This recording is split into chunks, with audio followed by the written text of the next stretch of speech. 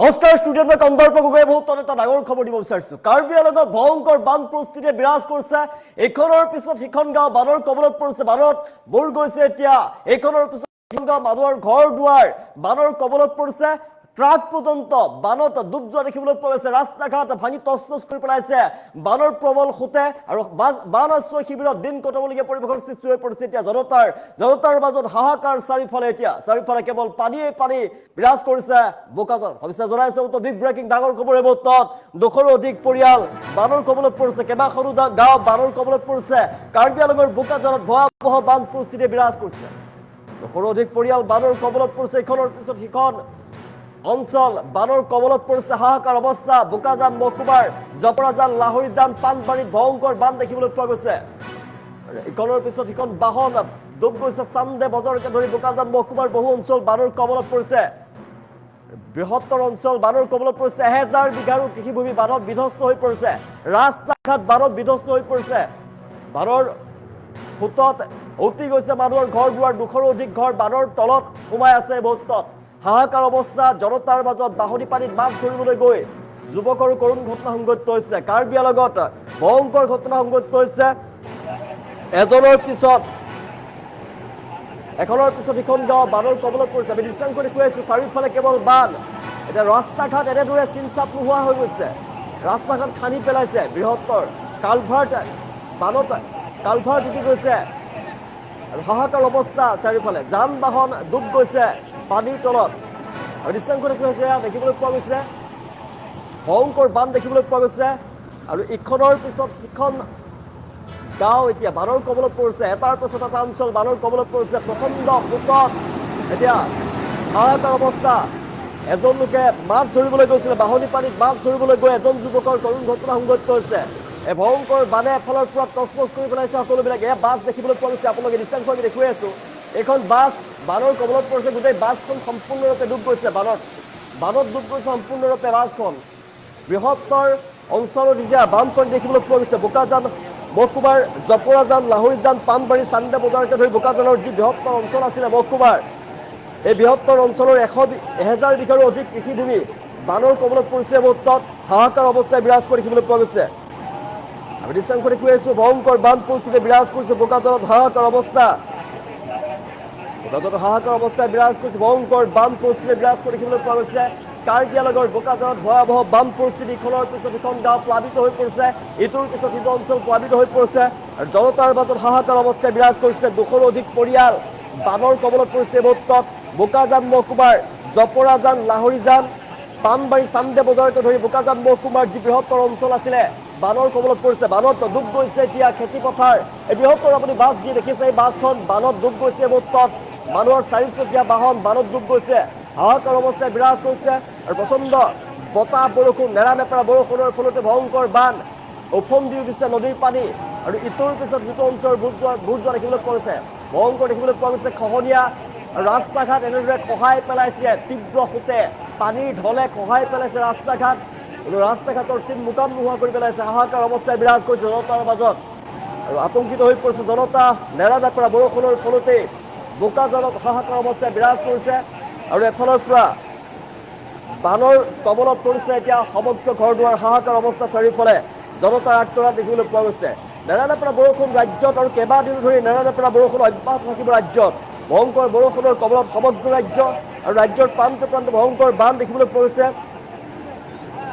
উজনিত ভয়ংকৰ বান পৰিস্থিতি অব্যাহত থকাৰ সময়ত দেখিবলৈ পোৱা গৈছে। পুনৰ এতিয়া কাৰ্বি আংলঙতো ভয়ংকৰ বানৰ কবলত পৰিছে সমগ্ৰ কাৰ্বি আংলং।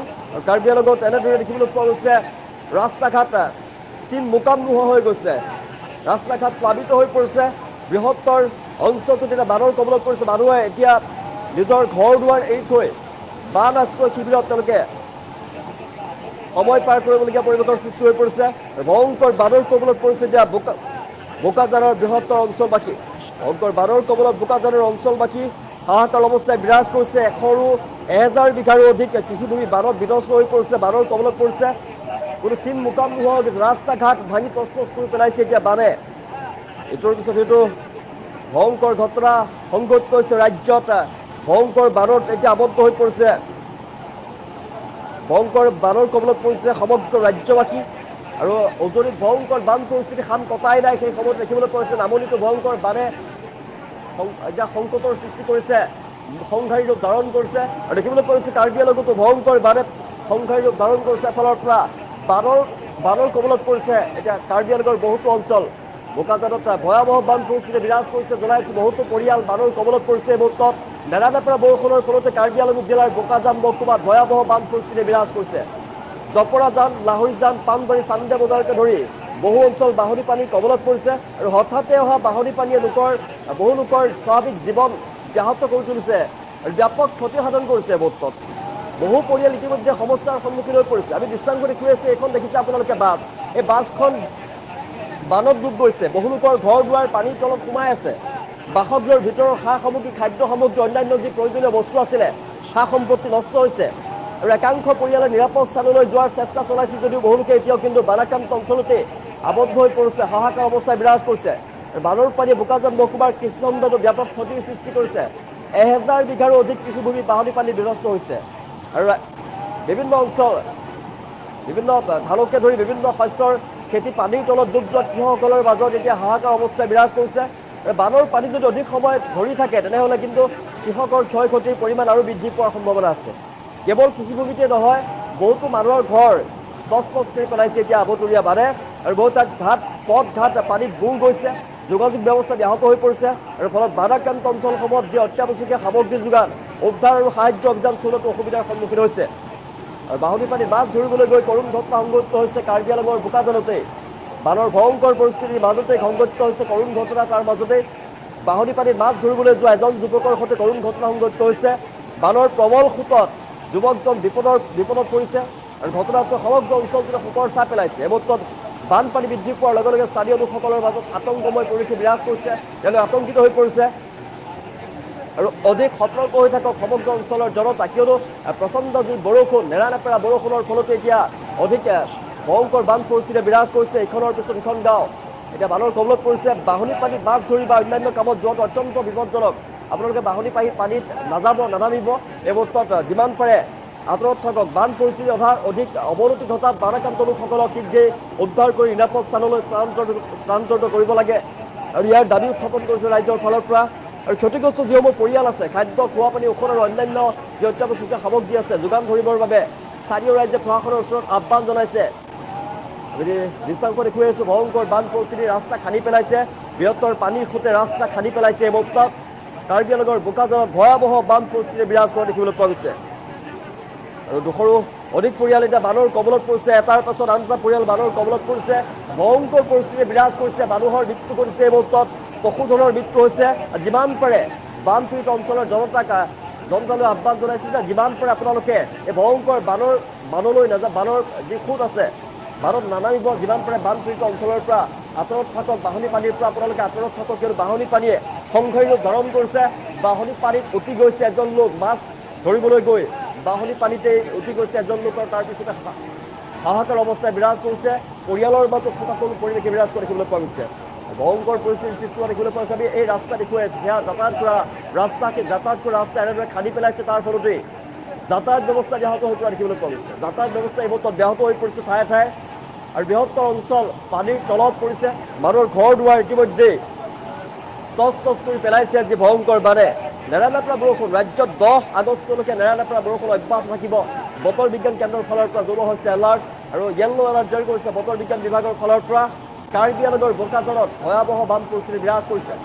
নেৰানেপেৰা বৰষুণৰ ফলতেই আৰু পৰিস্থিতি অধিক ভয়ংকৰ হোৱাৰ সম্ভাৱনা আছে আৰু সেইবাবে আপোনালোকে সাৱধানে থাকক যদি আপোনাৰ অঞ্চলত বানপানী হৈছে বান পৰিস্থিতি যদি অধিক বৃদ্ধি পাইছে সেই অঞ্চল ত্যাগ কৰি সুৰক্ষিত স্থানলৈ গুচি যাওক নহ'লে কিন্তু ভয়ংকৰ বিপদত পৰিব পাৰে কিয়নো নেৰানেপেৰা বৰষুণৰ ফলতে পানীৰ পৰিমাণ বৃদ্ধি পাই গৈ আছে আৰু পানীৰ পৰিমাণ যদি বৃদ্ধি পাই গৈ থাকে তেনেহ'লে নিশাটোৰ ভিতৰত আৰু অধিক ভয়ংকৰ পৰিস্থিতি বিৰাজ কৰিব আৰু সেইবাবে যিমান পাৰে ওখ স্থানলৈ আপোনালোকে গুচি যাওক সুৰক্ষিত স্থানলৈ গুচি যাওক আৰু বান হোৱা যি স্থান আছে বান পৰিস্থিতি য'ত বিৰাজ কৰিছে ভয়ংকৰ বান পৰিস্থিতি য'ত আছে তাৰ পৰা গুচি যাওক পৰিয়ালটো ৰক্ষা কৰক কিয়নো বাঢ়নী পানীৰ বাঢ়ি আছে যিমান পাৰে সেই বাঢ়নী পানীৰ পৰা আপোনালোকে আঁতৰত থাকক ভয়ংকৰ বান পৰিস্থিতি কাৰ্বি আংলঙৰ বোকাজানত দেখিবলৈ পোৱা গৈছে আৰু এজন লোকৰ মৃত্যু হোৱাৰ আমি খবৰ লাভ কৰিছোঁ ভয়ংকৰ বানত তেওঁ ডুব গৈছে মাছ ধৰিবলৈ গৈ বানত ডুব গৈছে লোকজন আৰু যিমান পাৰে সিমান আপোনালোকে সুৰক্ষিত হৈ থাকক, আতংকিত নহ'ব, কিন্তু যিমান পাৰে নিজকে বচাই ৰাখক, সা সম্পত্তি শান্তিত লগাই থোৱা আপোনালোকে সুৰক্ষিত স্থানলৈ গুচি যাওক, কিয়নো নিশাটোৰ ভিতৰত আৰু অধিক ভয়ংকৰ হৈ পৰিব পাৰে বান পৰিস্থিতি, আৰু সেইবাবে সকলো সজাগ হৈ থাকক, সচেতন হৈ থাকক। কাৰ্বি আংলঙৰ বোকাজানত ভয়াৱহ বান পৰিস্থিতিয়ে বিৰাজ কৰিছে। নিশাটোৰ ভিতৰতে যদি অত্যাধিক বৰষুণ হৈ থাকে, যদি নেৰানেপেৰা বৰষুণ ৰাজ্যত অব্যাহত আছে, নেৰানেপেৰা বৰষুণ যদি এনেদৰে থাকে, তেনেহ'লে নিশাটোৰ ভিতৰত আৰু অধিক ভয়ংকৰ বান পৰিস্থিতিয়ে বিৰাজ কৰিব। আৰু সেই তাৰ পূৰ্বে আপোনালোক গুচি যাওক, নিৰাপদ স্থানলৈ গুচি যাওক, ওখ স্থানলৈ গুচি যাওক। যদি বান পৰিস্থিতি সামকাতে তেতিয়াহে আহিব। আৰু প্ৰশাসনে নজৰ ৰাখিছে, প্ৰশাসনে বানপীড়িত অঞ্চলসমূহক প্ৰশাসনক যেতিয়া নিৰ্দেশ জাৰি কৰিব, বানপীড়িত অঞ্চলসমূহৰ জনতাই সকলো সজাগ হৈ থাকক, সচেতন হৈ থাকক, প্ৰশাসনৰ নিৰ্দেশ মানি চলক, আৰু যিমান পাৰে সুৰক্ষিত স্থানলৈ গুচি যাওক। নিজেই বানপীড়িত অঞ্চলৰ জনতা আশ্ৰয় শিবিৰত গুচি যাওক, আৰু আশ্ৰয় শিবিৰত আপোনালোকে তাত থাকিব পাৰিব। কিন্তু বোকাজানত ভয়াৱহ বান পৰিস্থিতিয়ে নিশাৰ ভাগত আৰু অধিক ভয়ংকৰ বানৰ সৃষ্টি কৰিব পাৰে, ভয়ংকৰ বান পৰিস্থিতি হ'ব পাৰে। আৰু ইটোৰ পিছত এইটো অঞ্চল যিহেতু ডুব গৈছে, ইখনৰ পিছত সিখন গাঁও বানৰ কবলত পৰিছে। নিশাৰ ভাগত আৰু অধিক ভয়ংকৰ বান পৰিস্থিতিয়ে বিৰাজ কৰিব, আৰু অধিক বিপদ হ'ব পাৰে। আৰু সেইবাবে মহাবিপদৰ পৰা ৰক্ষা কৰিবৰ বাবে আপোনালোকে যিমান পাৰে সুবিধাজনক অঞ্চললৈ গুচি যাওক, যিমান পাৰে সুৰক্ষিত স্থান আপোনালোকে চিনাক্ত কৰি গুচি যাওক, তাতে শিবিৰ পাতি থাকিব পাৰিব। কাৰ্বি আংলঙৰ বোকাজানৰ অৱস্থা এতিয়া ঠায়ে ঠায়ে ব্যাহত হৈ পৰিছে, যাতায়াত ব্যৱস্থা, মানুহৰ ঘৰ দুৱাৰত পানীয়ে প্ৰৱেশ কৰিছে, আৰু আতংকিত হৈ পৰিছে এতিয়া কাৰ্বি আংলঙৰ জনতা।